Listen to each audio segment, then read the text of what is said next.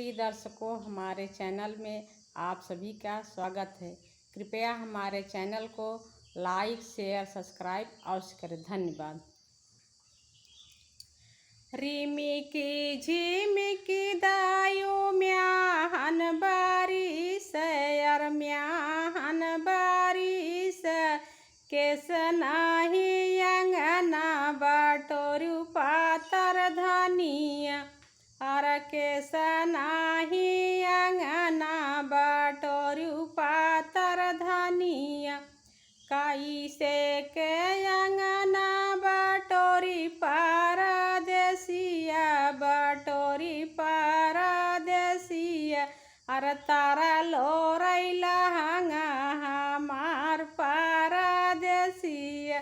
अर तारा लोरैला हंगा हमार पारदेसिया जाऊ तू है अंगना बाटोरबू पातर धनिया बाटोरबू पातर धनिया अर तो है ऊपर सवतली यौबै पातर धनिया हम ऊपर सवतली यौबे पारदेसिया लियौबे पारदेसिया अर सवत्यू का कहाँ लैके रहबे पारदेसिया सवत्यू का कहाँ लैके रहबे पारदेसिया रिमिकी झिमिकी दायो म्याहन बारिश यार म्याहन बारिश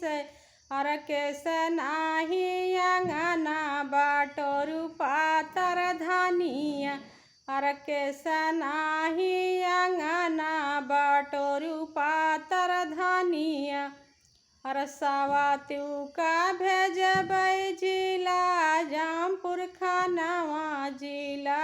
जामपुर खानवा अर तोहू का भेजब काले पानी रे सांवलिया अर तोहू का भेजब काले पानी रे सांवलिया।